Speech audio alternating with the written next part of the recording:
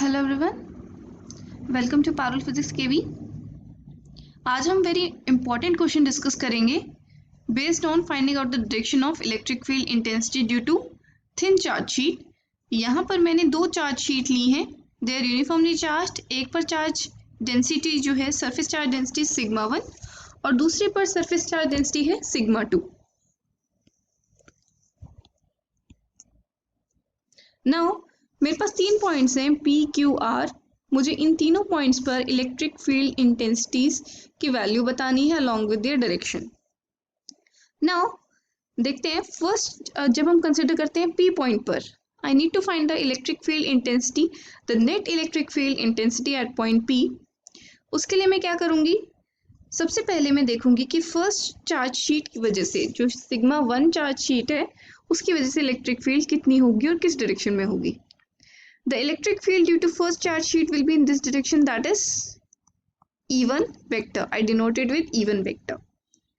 And the electric field intensity due to second charge sheet, जो दूसरी charge sheet है, उसकी वजह से क्या है, उसकी वजह से भी इसी direction में होगी, and the value will be E2 vector. So if I need to find the net electric field at point P, I'll apply the superposition principle, E1 vector plus E2 vector. Now दोनों के दोनों same direction में है, इसका मतलब मैं इनके magnitudes को डायरेक्टली ऐड कर सकती हूँ, E1 plus E2, and I get sigma 1 upon 2 epsilon naught plus sigma 2 upon 2 epsilon not.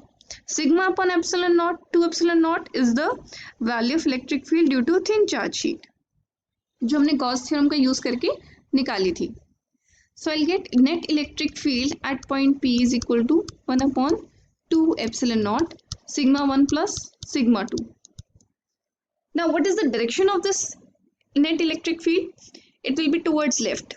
Obviously जब हम ऐड कर रहे हैं दोनों को, हमें दिख रहा है कि net electric field हमेशा राइट में ही आएगी। Now let's find electric field, the net electric field at point Q. Q पर इलेक्ट्रिक फील्ड कितनी होगी देखते हैं। जो फर्स्ट चार्ज शीट है उसकी वजह से जो इलेक्ट्रिक फील्ड इंटेंसिटी वेक्टर होगा that will be towards right, and this will be E1 vector. Now जो इस Q पॉइंट पर सेकंड चार्ज शीट की वजह से electric field vector is towards left, and this is E2 vector. तो इस case में हमारी जो नेट इलेक्ट्रिक फील्ड आएगी E net at point Q, that is equal to E1 vector plus E2 vector. Now they are in opposite direction, तो वो एक दूसरे को कैंसिल आउट करेंगे, तो हम लिख सकते हैं E1 minus E2। And remember हम यहाँ पर, मैंने यहाँ पे E1 माइनस E2 लिखा है, इसका मतलब I am considering this direction. तो in this case sigma E1 is equal to sigma 1 upon 2 epsilon naught plus minus sigma 2 upon 2 epsilon naught. This is the magnitude of electric field intensities due to first sheet and second sheet. So I'll get 1 upon 2 epsilon naught sigma 1 minus sigma 2. This is the net electric field at point Q. What is the direction? ये किस direction में है? This is towards right. अगर हमारी दोनों charge surfaces की surface density, surface charge density same है, let us suppose sigma, in that case this becomes 0. इसका मतलब Q point पर electric field intensity will be 0. It means इन दोनों के मिड में कोई इलेक्ट्रिक फील्ड एग्जिस्ट नहीं करेगी। Now let's come to the third case. I need to find out the electric field intensity at point R. तो देखो R पे जो फर्स्ट शीट की वजह से है electric field intensity that will be towards right. Similarly जो second sheet की वजह से जो इलेक्ट्रिक फील्ड इंटेंसिटी वेक्टर होगा that will also be towards right. Let's name it E2 vector. So the net electric field at point R will be given by, this will be equal to E1 vector plus E2 vector. So this is equal to, दोनों के दोनों same direction में है, तो अगर मैं magnitude की बात करूं राइट में, then that will be equal to E1 plus E2, and this is sigma 1 upon 2 epsilon naught plus sigma 2 upon 2 epsilon naught. So the net magnitude of electric field vector will be sigma 1 plus sigma 2. This is the electric field at point R. And the direction, what will be the direction? The direction will be towards right. This will be the direction of net electric field at point R. तो first case में भी same magnitude आया था P पर भी, लेकिन वो direction कहाँ थी? Towards left. और R पॉइंट पर the net magnitude of electric field intensity is 1/2 epsilon naught sigma 1 plus sigma 2, और इसकी डायरेक्शन क्या है? Towards right.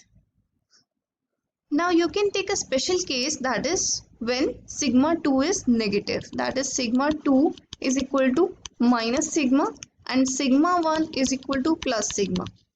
एक पर surface charge density plus sigma है तो दूसरे पर surface charge density minus sigma है.